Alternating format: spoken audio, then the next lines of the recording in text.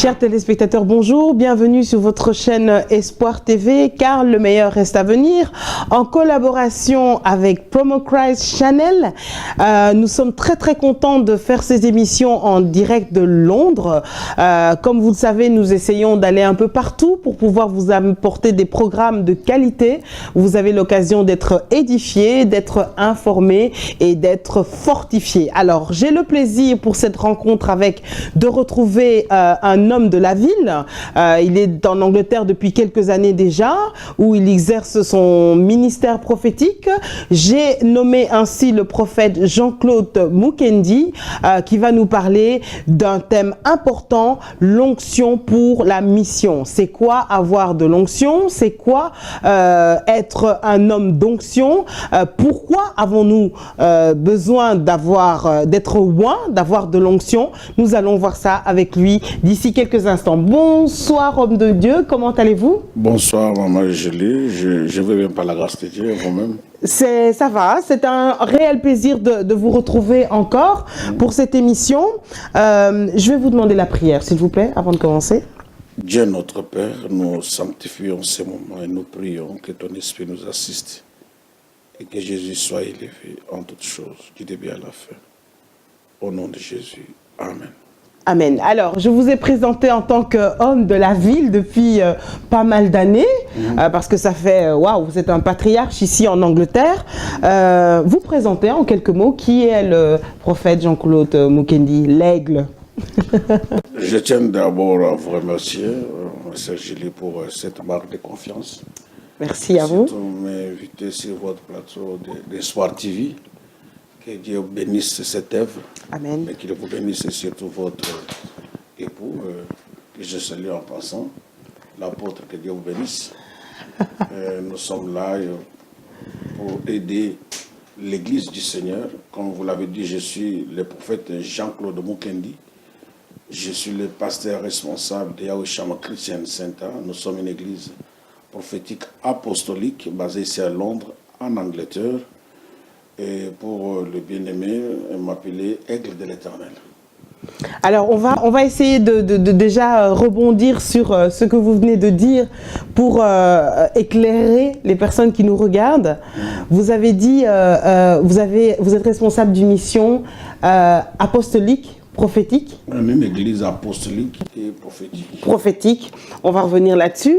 Et également, vous avez dit pasteur titulaire. Donc, vous êtes prophète, vous êtes responsable d'une église apostolique prophétique. Expliquez-nous un peu ça, s'il vous plaît. Bon, vous savez, parce que les termes font peur, hein, souvent. Les gens ont peur des... Ce ne pas les termes, ce sont les ministères que j'exerce par la grâce de Dieu. Je suis appelé au ministère du prophète. Je suis pasteur d'une église locale établie. Voilà un peu la différence. D'accord. Et l'apostolique, pourquoi apostolique prophétique? Nous sommes apostoliques parce que la parole déclare que l'église doit être basée sur les fondements des prophètes et des apôtres. C'est-à-dire, nous sommes basés sur les enseignements des prophètes et des apôtres. Okay. Notre église, c'est une église équilibrée, où la parole est prêchée, droitement divisée, équilibrée. Alors, on pourrait vous faire le reproche de dire, mais comment vous avez deux casquettes, donc prophète et pasteur? Est-ce qu'une personne peut être comme ça, donc il y a 5 ministères, porter la casquette, entre guillemets, de deux ou plusieurs? Oui, parce que vous savez, quand vous avez le Saint-Esprit, Dieu peut opérer avec vous dans tous les 5 ministères, selon les besoins. C'est-à-dire, c'est quand un besoin se présente, le Saint-Esprit peut t'amener dans un ministère. Okay. Et d'après notre appel, et notre vision et notre doctrine, c'est remener les choses à la place. C'est la restauration pour permettre à l'effusion de la fraîche onction qui Dieu va envoyer au temps de la fin, afin de préparer l'Église qui va aller au son de la trompette. Et quand nous entrons dans la mission, nous parlons un peu de notre doctrine et de la mission que nous avons sur la terre. Alors, avant de venir sur notre sujet, le sujet du jour, l'onction pour la mission, on va revenir un peu sur votre mission, votre vision et votre message. Alors, Ça fait combien d'années que vous êtes en Angleterre? Je sais que ça fait quelques années. Ouais, et quel est le message que Dieu vous a donné justement pour le pays dans lequel vous êtes Ok, vous savez, et quand nous sommes arrivés ici en Angleterre, vous savez, vous arrivez dans un pays, on cherchait à l'orientation du Seigneur. Et quand Dieu nous a convaincus d'établir l'Église, on a commencé à travailler. Il s'avérait qu'il y avait un besoin éminent dans la communauté. Et Dieu m'avait montré qu'il y avait des hôtels diaboliques que l'ennemi avait établis, qui bloquaient beaucoup de gens dans la communauté. Les gens ne pouvaient pas émerger, même les églises. Et dans la communauté, pour qu'il y ait une réunion de grande envergure, où des choses se passent, où Dieu se manifeste, des grandes croisades dans des salles en dehors de l'église. Il faut que quelqu'un vienne du Congo. Là, on peut organiser une telle réunion dans une grande salle. Et pendant la prière, Dieu me disait qu'il fallait maintenant amener mon peuple à croire qu'avec vous, je peux faire quelque chose. Et Dieu m'a amené à porter un message sur la délivrance.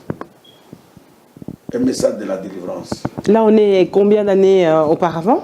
Et là je l'ai amené, ça fait maintenant plus de 8 ans que j'ai amené ce message. Et ça a affecté toute la communauté, presque dans toutes les églises. Même ceux qui ne croyaient pas à la délivrance commencent à faire la délivrance dans les églises. Et c'est par la grâce de Dieu, je dis, et je suis le premier pasteur qui a fait une grande croisade ici à Londres, en dehors de l'église, dans une salle qui n'est pas la salle de l'église, où il y a eu des gens qui sont venus de partout dans le monde.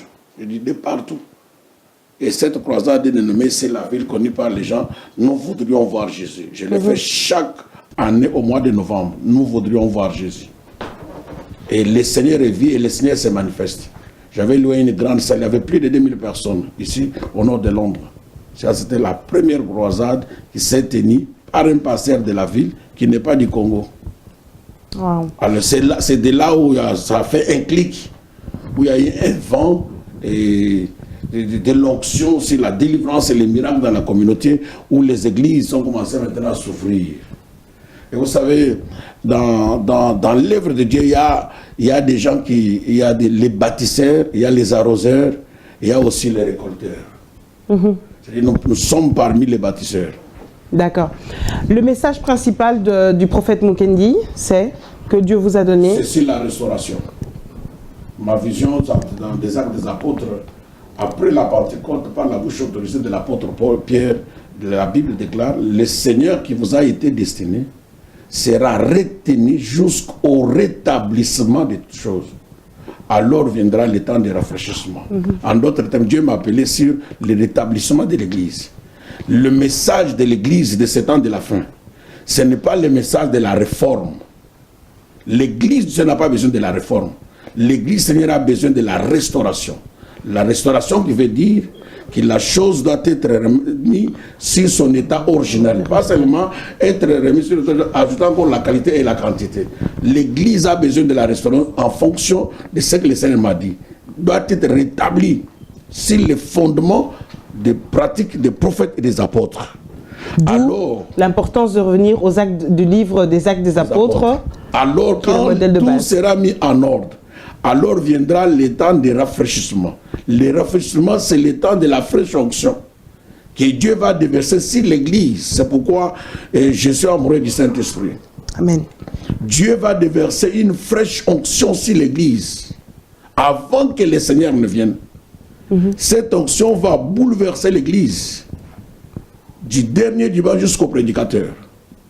C'est que la Bible appelle communément la pluie de l'arrière-saison. On est déjà dans cette dispensation-là? Nous sommes en train de préparer. Nous sommes déjà maintenant nous attendons la pluie de l'arrière-saison. Dieu, par la parole, par la prédication, est en train de ramener les choses sur les rails.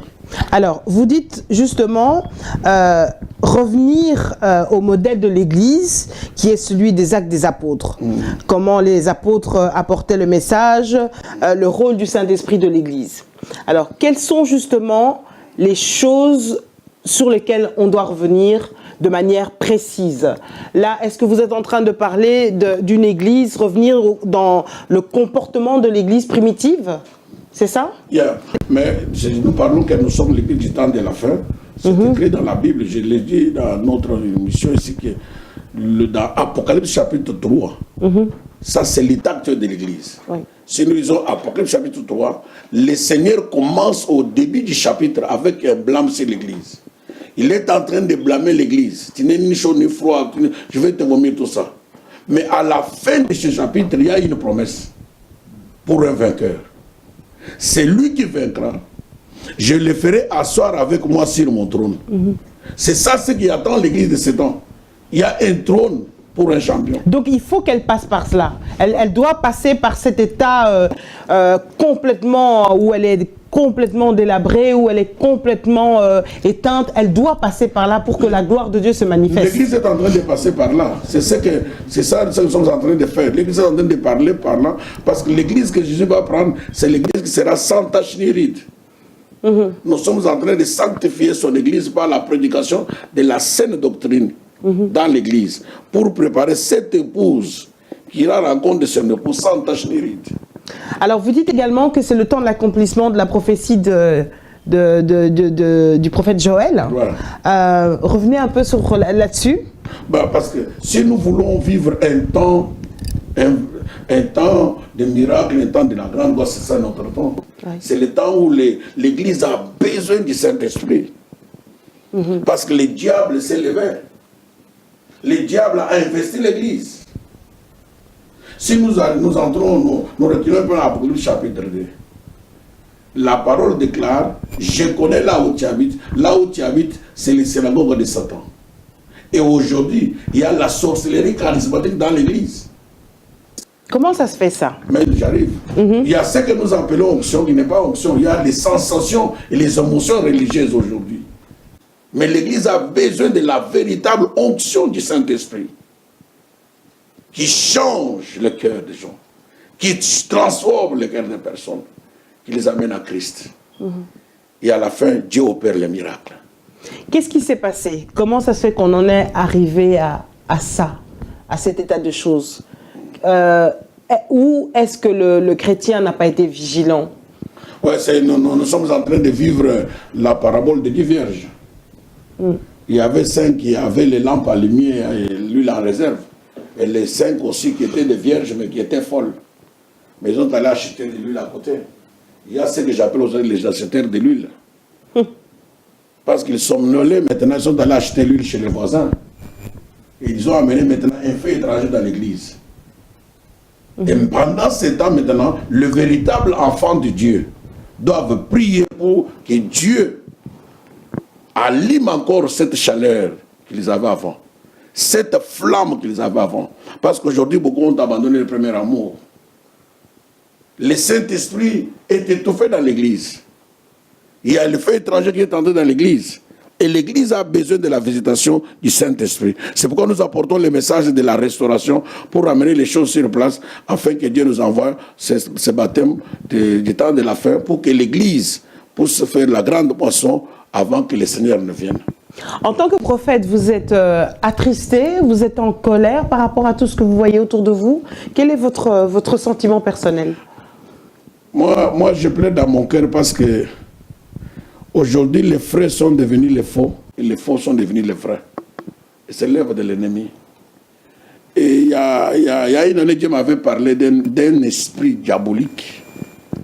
Parmi les anges de Chi qui combattent notre destinée, il y a un ange de Chi, un démon qu'on appelle Morphée. C'est un esprit que beaucoup de gens utilisent aujourd'hui pour faire passer les bons comme les mauvais et faire passer les bons comme les vrais. Et c'est ce qui se passe aujourd'hui. Wow. Si vous avez l'œil spirituel et si vous avez un temps passe, vous allez comprendre que ce sont les vrais qu'on veut enterrer, qu'on veut le détruire et qu'on veut le crucifier. Mais ce sont les faux qu'on élève. Et c'est ça qui fait mal. Et pendant ce temps, Dieu est en train de pleurer. Jésus pleure. Parce que le diable est entré dans l'église. Il y a beaucoup d'infiltrés dans l'église. Et ce sont les infiltrés qui n'ont pas connu une vraie conversion ou une réelle repentance, qui n'ont pas l'appel authentique. Et que les gens applaudissent. Mais aujourd'hui, quelqu'un qui est dans le vrai, on doit les diaboliser, on doit les crucifier. Mais alors maintenant, avec cet état de choses, comment encourager les gens à aller à l'église. Beaucoup de gens ne veulent plus aller dans les églises, préfèrent rester chez eux, regarder un culte, suivre un culte sur Internet, etc. parce qu'ils se disent non, avec tous les aventuriers qu'il y a, avec tous les scandales qui se passent dans l'église, on ne veut plus aller à l'église. Or, c'est important. Comment encourager? Et j'aimerais que vous puissiez encourager quand même les gens à aller à l'église malgré tout. Il y a un jour, j'ai prié, Dieu me parle de lire Esdras chapitre 8. J'ai lu ce livre, j'ai commencé à pleurer toute l'année. Mon Dieu, pourquoi je pleurais? Dieu me parle, vous devez le jour de honte devant moi, vous serviteurs congolais. J'ai parlé à un serviteur congolais au téléphone, il a pleuré comme un bébé. Dieu m'a dit, vous devez rougir de honte devant moi, vous serviteurs congolais. Dans les livres d'Esdras, ce prophète a rougi de honte devant Dieu. Il s'est rasé la tête, il a coupé les poils de sa barbe. Il s'est mis devant le temple. Il a commencé à rougir de honte. Il a pleuré ses péchés. Il a pleuré pour les péchés des gens. Il faut entendre repentance. Mais c'est ça qu'il y a. C'est ça que l'Église du Congo a besoin de ça. Pour que Dieu même se manifeste à libérer notre nation. En commençant par le prédicateur, le pasteur. Une repentance nationale, sincère devant Dieu. En tant que serviteurs, nous devons rougir de honte devant Dieu. Et vous croyez que c'est quelque chose qui serait possible de faire, d'organiser? Nous sommes en prière pour ça.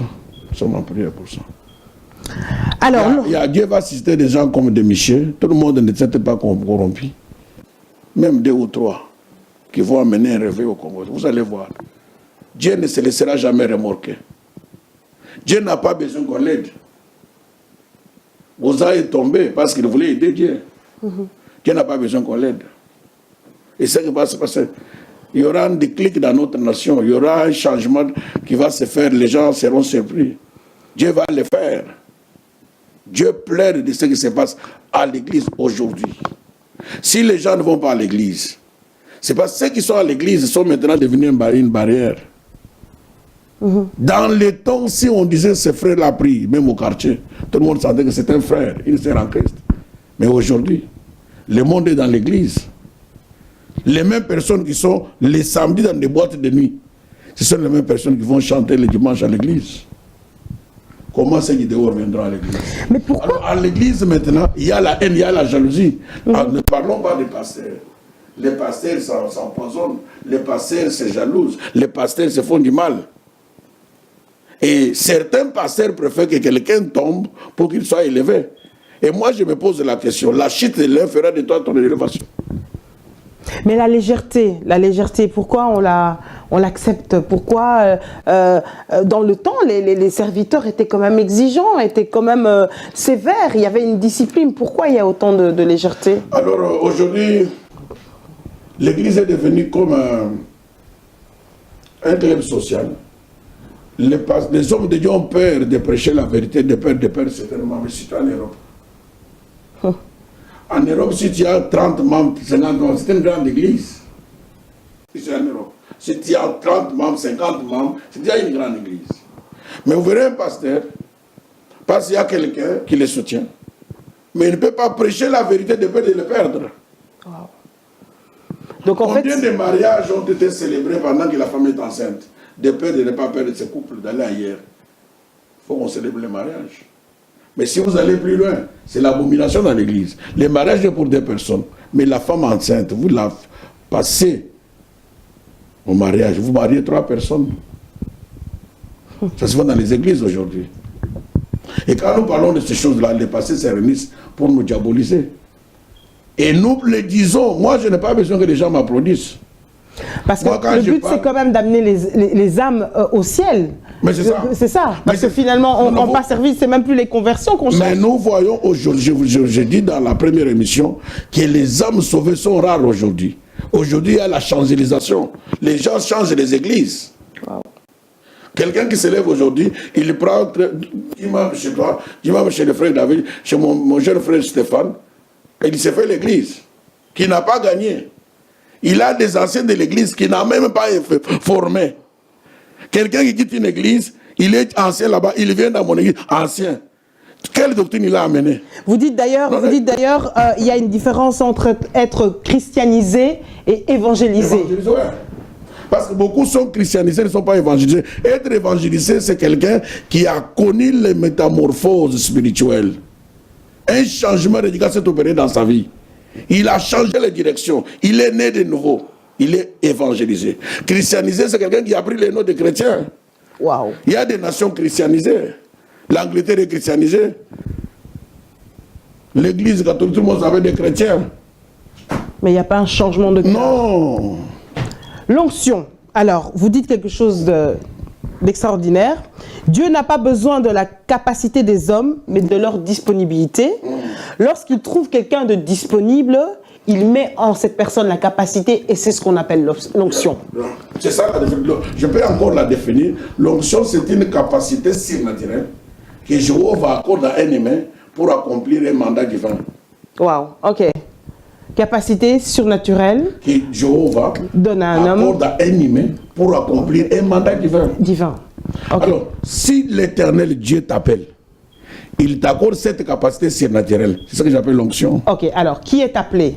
Donc tout le monde peut bénéficier de cette onction ou bien c'est réservé à une certaine catégorie de gens? Quand une personne dit qu'il est appelé, qu'il a un ministère, pose-lui la question, qu'est-ce que tu as vu et qu'est-ce que tu as entendu? Alors s'il ne répond pas à cette question, il n'a jamais connu Dieu, Dieu ne le connaît pas. C'est un autoproclamé, c'est un infiltré. Wow. C'est par impulsion, parce qu'il y a des serviteurs par enthousiasme. Il a été fait serviteur par les membres de son quartier, de son groupe, de son village. Parce qu'il est Moulouba, il est de Bandondo, il est Mouyaka, il est Mouzombo. Alors mon frère, comme toi, tu parles bien français, tu parles bien l'anglais, tu connais un peu de versets, sois notre pasteur. Nous allons te faire notre frère. On peut te pousser dans les ministères. Donc, le véritable... Parce qu'il y a trois types de ministères qui sont entrés par enthousiasme. Parce qu'il est enthousiasme, il est zélé, mais il n'a pas le ministère. Mais il y a d'autres qu'on a poussés. Mais il y a ceux que Dieu a appelés. Moïse a vu les buissons ardents. Et dans les buissons, il a entendu une fois. Il a vu, il a entendu. Donc, on revient. L'appel. L'appel. Je parle de l'appel. L'appel. Parlons de l'appel. Donc, une personne, pour être clair, une personne est appelée comment? Comment elle peut être sûre que c'est la voix de Dieu qu'elle a entendue et qu'elle est appelée? Mais il y a plusieurs façons. Dieu parle d'une manière ou d'une autre. Dans le livre de Job, on dit Dieu nous parle même par des songes. Ok. Et Dieu peut nous parler par une parole audible. Dieu peut nous parler par la Bible. Et l'appel de quelqu'un est un véritable appel, on le fuit. Un serviteur appelé par Dieu. Il donnera son témoignage qu'au début de son appel, il avait fui. Mais quand quelqu'un entre directement, ce n'est pas l'appel. C'est un zélé, il est enthousiasme. D'accord. Alors, quand une personne reçoit l'appel, qu'est-ce qu'elle doit faire? Quand elle sent qu'elle a reçu l'appel. Donc, par exemple, je donne un exemple, il y a une personne qui, pendant un mois d'affilée, fait le même rêve tous les soirs. Il se voit devant une assemblée en train de parler. Qu'est-ce qu'elle doit faire, cette personne-là, par rapport à cet exemple concret, dès qu'elle sent ça? Alors, il y a des choses qu'on doit comprendre. Même le Seigneur Jésus-Christ, pour opérer, entrer dans les ministères, il a fallu que quelqu'un puisse l'introduire. Il y a un protocole prophétique qu'on doit observer. Il y a un alignement spirituel qu'on doit suivre. Il faut qu'une personne puisse t'introduire dans les ministères. Un père? Un père ou un mentor. Il peut t'introduire. Si vous allez plus loin dans la Bible, vous verrez que toute personne qui est entrée à exercer un ministère, il y a quelqu'un qui l'a introduit. Même Jésus, qui est Dieu, pour commencer son ministère, il a fallu Jean-Baptiste qu'il puisse l'introduire. Donc, ceux qui n'ont pas de père, normalement, c'est un problème. Ce sont les rebelles. Moi, quelqu'un ne peut pas me dire que j'ai reçu l'appel à 2h du matin, genre dans les ministères, je dis faux, archi faux. Tu reçois l'appel, mais tu dois être au pied d'une personne qui a été avant toi, qui peut t'encadrer. Et il va t'introduire. Sinon, tu peux entrer mais tu ne seras pas stable. Parce que l'onction peut te précipiter d'entrer dans les ministères. Mais il y a des choses qui vont stabiliser ton ministère. Alors, l'onction. Vous avez dit tout à l'heure, donc c'est la capacité divine, je reforme vos termes, donc c'est la capacité que Dieu, divine, que Dieu accorde à quelqu'un pour exister une fonction divine. Donc il n'y a que Dieu, l'onction ne vient que de Dieu. Dieu. Ok. La pire onction et la véritable ne vient que de Dieu, donnée par le Saint-Esprit. Ok, alors ça se passe comment? Donc je reçois. Quand vous acceptez Jésus comme Seigneur et Sauveur, vous savez le puissant baptême du Saint, parce que toute personne qui a reçu Jésus, il a l'onction. Ça, c'est l'onction de la première catégorie. Parce que Jésus-Christ veut dire ouais avec son onction. En acceptant Jésus, vous avez l'onction. Ça se manifeste d'une certaine manière ou pas? Oui, l'onction que tout enfant a l'onction. Alors, maintenant, quand nous parlons de l'onction, dont je parle d'onction de service, ça, c'est l'onction qu'on reçoit dans l'appel. L'onction royale. J'avais déjà reçu trois fois l'onction. Quand il était berger, quand il était pour combattre, et quand il était roi. Et tu comprends? Oui. D'entrer dans l'onction royale. Alors, dans la troisième dimension de l'onction, c'est l'onction d'établissement dans ce que Dieu t'appelle à faire. Parce que quand quelqu'un se lève le matin, il s'autoproclame prophète. Pendant qu'il n'a pas cette capacité divine d'exercer le mystère du prophète, il aura à combattre tous les démons qui combattent les prophètes. Parce que selon les cavaliers sataniques, les esprits combattent les ministères selon l'onction. Donc l'onction que nous recevons elle est spécifique, pour une mission spécifique. Ouais. Très important, pour une mission spécifique. Donc je n'aurai jamais l'onction pour quelque chose qui ne concerne pas mon appel. Non, l'onction, seulement pas, c'est l'onction, on ne reçoit pas seulement l'onction pour la prédication. Je vais vous parler d'un homme dans la Bible qui a reçu l'onction pour l'invention seulement. Il était inventeur. Moïse a reçu la vision de construire le tabernacle. Mais ce n'est pas Moïse qui a construit le tabernacle, c'était Batiselele. C'était l'homme rempli du Saint-Esprit qui a inventé, qui a dit à Moïse, voilà ce que tu as vu comme vision, mais voilà ce que tu dois prendre comme matériel. Mais on n'a jamais parlé de Batiselele dans la Bible, c'était un homme ouin. Rempli du Saint-Esprit. Du Saint-Esprit. Alors maintenant, ce qui m'étonne... Quelqu'un peut avoir l'onction des affaires. Ok. L'onction de leadership, d'être un président, un premier ministre, un député. L'onction dans les l'onction des affaires. L'onction financière. Donc on revient sur la définition, la capacité divine, la capacité que Dieu nous donne pour exercer sa mission. Quelqu'un qui est dans les affaires, Dieu lui accorde cette onction que j'ai définie comme une faveur surnaturelle qui lui permet d'amasser tout ce qui concerne à son bonheur. C'est pourquoi un homme d'affaires chrétien de nouveau créé en Dieu, il a l'onction des affaires. Il a cette faveur qui lui permet d'attirer les contrats, d'attirer les faveurs, tout ce qui va contribuer à son bonheur. L'onction attire. Ça, c'est l'onction. Maintenant, ce qui nous étonne un peu, c'est qu'au nom de l'onction, il y a des choses scandaleuses qui se font, des choses scandaleuses qui se font au nom de l'onction. Comment ça se fait qu'on a maintenant vulgarisé l'onction, on a discrédité l'onction? Qu'est-ce qui se passe à ce moment? C'est ça que je dis que la véritable onction vient du Saint-Esprit. Quand quelqu'un se dit qu'il a l'onction et il fait les choses qui sont hors de la parole, cette onction est diabolique et satanique. Parce que les saints... Il y a une onction diabolique aussi? Mais c'est comme quand c'est quand quelqu'un qui a l'onction, il dit avec l'onction, je vais transmettre aux femmes l'onction pour coucher avec elles. Ça, c'est une onction diabolique. Et c'est ça les bêtises qui se font. Donc le diable également transmet. L'onction diabolique. Il transmet. Les acheteurs de l'huile qui vont acheter l'huile chez les voisins, les vierges folles. Ils vont chercher des petits grilles à gauche, à droite. Ils appellent ça onction pour faire épater les gens à faire tomber. Et les tomber ne signifie pas avoir l'onction. Wow. Il faut vraiment revenir sur l'essentiel, hein, parce que ce que vous dites, c'est fondamental, mais il y a tellement d'erreurs, tellement de choses erronées qu'il faut absolument clarifier et rectifier, il me semble. On reconnaît un homme ou un d'une onction réelle de la part de Dieu dans la crainte de Dieu qu'il a dans sa vie.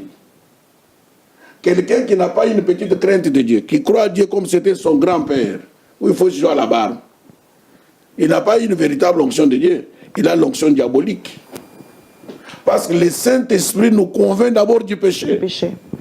Mais s'il a l'onction qui vient du Saint-Esprit, mais il est encore dans le péché, ça ce n'est pas l'onction qui vient du Saint-Esprit, ça c'est l'onction diabolique. Mais est-ce que quelqu'un qui a l'onction peut malgré tout tomber? Vous savez, le diable nous pousse à tomber dans le péché. Le diable nous pousse à tomber. Et si un homme de Dieu ne se contrôle pas, le diable peut lui pousser à tomber. Tous les démons de la Bible, Jésus a dit, vous chassez-les, chassez-les. Mais les démons de l'impudicité et l'immoralité, je dis, fouillez. Et vous comprenez la différence? Oui. Jésus n'a pas dit chasser, il a dit, fouillez. En d'autres termes, ce n'est pas cet esprit qui va te prendre comme ça en otage. Toi, tu dois maintenant te discipliner.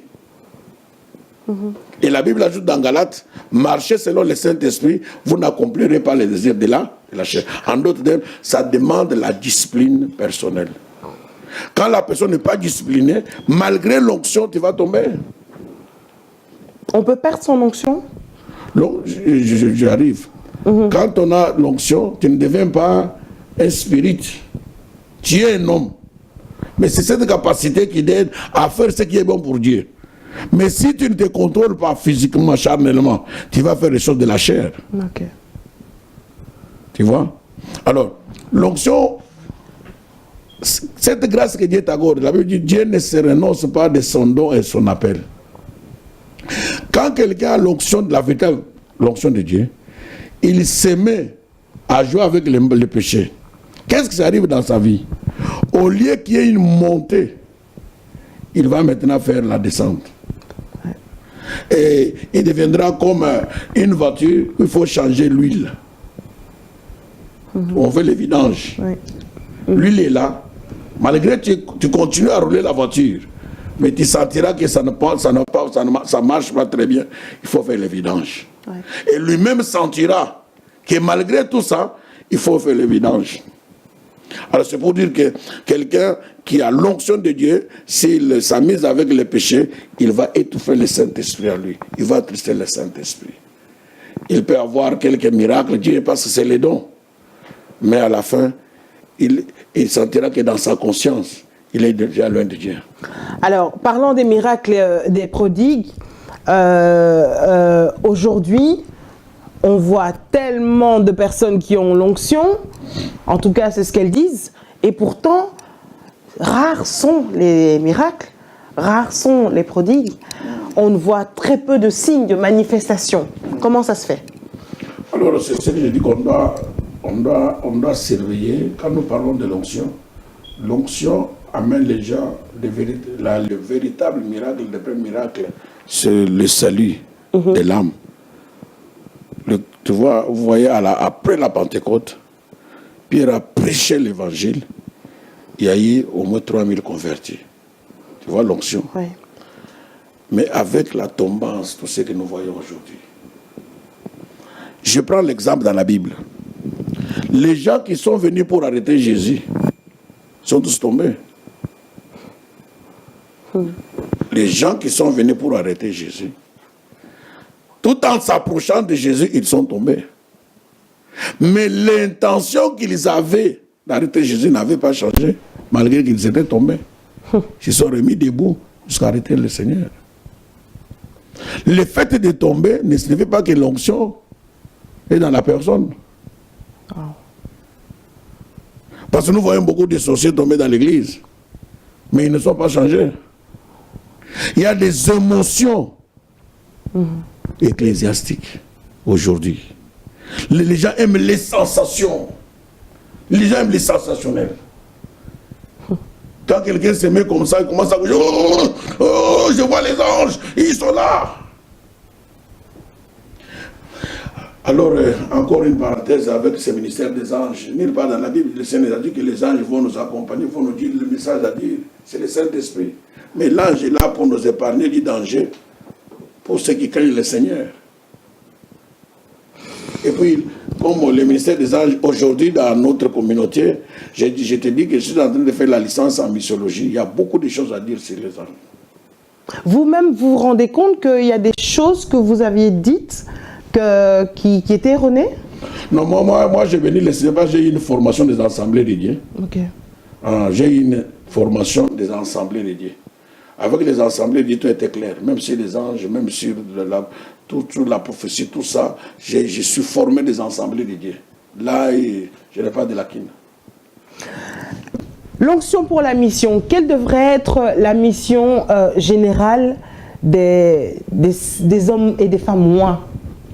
L'onction maintenant, là, mission ce temps de la fin, c'est de peupler l'affaire pour bâtir le royaume de Dieu. C'est ça le but de l'onction. Et épater le monde, de montrer au monde des ténèbres qu'il y a un Dieu quelque part. Que les gens sentent que Dieu est vivant, la preuve dans les miracles. Parce que là, Jésus a dit, voici les miracles qui accompagneront. Ça, ce n'est pas une prophétie, c'est une évidence. Il a dit, voici. Pour que les gens sachent que toi, tu connais Dieu, il faut qu'ils voient les miracles. Pas seulement les tomber. Il faut fabriquer les miracles. Aujourd'hui, les gens s'amusent. Oh, moi, j'avais la diabète, Dieu m'a guéri. Moi, j'avais l'hypertension, Dieu m'a guéri. C'est bon. Mais amenez-nous les résultats après. Nous avons des gens qui Dieu a guéri du cancer dans l'église. J'ai une sœur qui Dieu a guéri le cancer. Pas, tout était dans le corps. Les médecins ont dit qu'elle va mourir. Même pas une simple prière avec une position de main. Guéri. Il a témoigné. Mais une enfant même de 5 ans, il avait le cancer des reins. Guéri. On a des témoignages. Des femmes, pendant longtemps, plus de 14 ans sans enfants, ils ont conçu. Dieu travaille. Et nous vivons les miracles comme ça que Dieu est en train de faire, d'accomplir dans la vie de cet enfant. Dieu veut travailler avec qui? Quelles sont les qualités, les qualifications que une femme, un homme doit avoir pour que Dieu veuille bien Dieu n'a pas besoin des hommes qualifiés. Dieu a besoin des hommes disqualifiés pour le qualifier. Oui, je ne voulais pas utiliser ce terme-là parce qu'effectivement, c'est ce que vous avez dit, il n'a pas besoin de nos qualifications, nos capacités, mais quelles seraient quand même les conditions que nous devrions avoir pour que Dieu puisse... Non, on n'a pas de conditions, ce n'est pas nous qui choisissons, c'est Dieu qui nous choisit. Jésus dit, ce n'est pas vous qui m'avez choisi, c'est moi qui vous ai choisi. C'est Dieu qui fait son choix. Alors Dieu a besoin d'un homme disponible. Juste la disponibilité. Mais ça veut dire beaucoup la disponibilité, finalement. Beaucoup. Ça dit beaucoup. Surtout du cœur. Du cœur. Je suis disponible. C'est comme il y avait plusieurs vierges qui attendaient la naissance de Jésus. Mais Dieu a trouvé que Marie était disponible. C'est pourquoi l'ange l'a visité. Les chrétiens sont devenus très impatients. Pourquoi, selon vous, prophète Mukendi? Parce que les chrétiens sont devenus très impatients. Parce que les chrétiens sont à la quête de la solution, comme on dit, quick fit. Vous voyez? Ils ne veulent pas attendre le temps de Dieu. Même pour que le Saint-Esprit arrive, Jésus a dit, attendez jusqu'à ce que. Et déjà, il sait aujourd'hui, nous devons retourner dans la chambre haute. Waouh! Dans la salle d'attente. Attendre. Même Abakouk dit, j'étais à mon poste, j'entends. Attends, même si elle tarde. Mais les gens n'attendent pas. Les gens se déplacent. C'est comme Naomi. Heureusement, Dieu a intervenu dans la vie de Naomi. Elle a quitté Bethléem. Bethléem qui veut dire la maison de pain. Il a dit, ici il n'y a rien. Allons chez les Moab. Son mari et ses enfants sont partis. Et elle a tout perdu. Son mari, ses enfants, il est retourné avec ses belles-sœurs.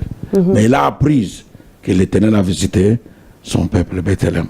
Beaucoup ne veulent pas entendre. C'est comme on voit tous les changements des brebis dans les églises. Ils changent d'église. Dans une année, elle a prié dans 5 églises.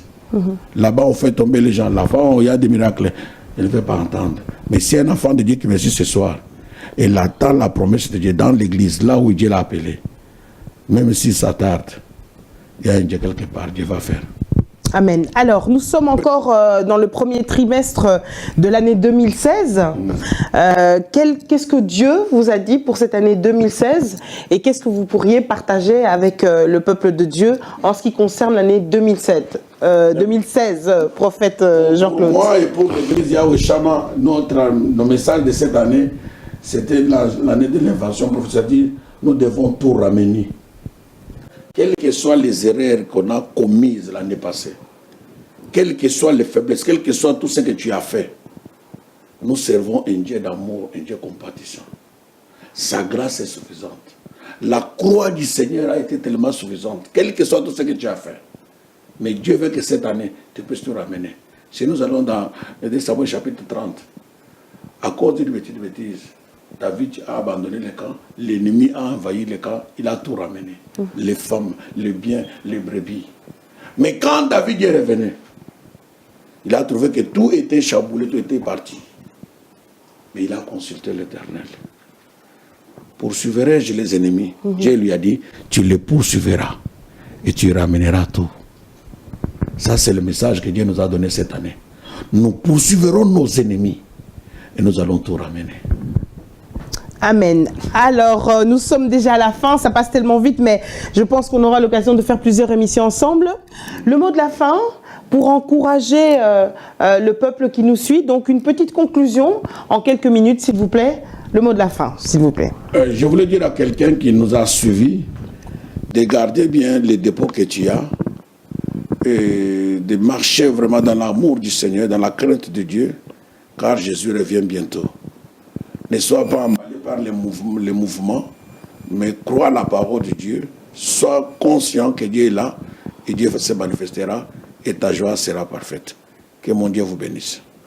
Vos coordonnées, s'il vous plaît, au cas où on désire vous joindre. Nous sommes ici à Londres, c'est les 044 755 611 27 32.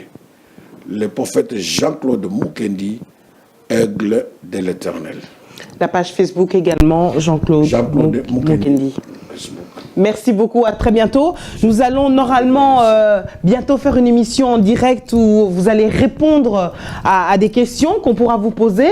Ça sera très prochainement en direct de Londres avec le prophète Mukendi. Donc une émission où vous pourrez poser vos questions. Et tout à fait. Congo Synthèse, le studio qui nous accueille. Nous disons d'ailleurs un grand merci à Congo Synthèse avec qui nous avons travaillé et nous allons continuer à travailler. Donc vous aurez l'occasion de poser vos questions en direct et l'homme de Dieu se fera un plaisir de vous répondre. En tout cas, je vous remercie de nous avoir suivis. Merci également à l'équipe technique qui est restée sagement à travailler pour pouvoir faire ces émissions. Je vous retrouve très bientôt en collaboration avec Promo Christ Channel, Espoir TV. N'oubliez pas, car le meilleur reste à venir. Dieu doit rester notre priorité. Bye bye. Que Dieu vous bénisse. Bye.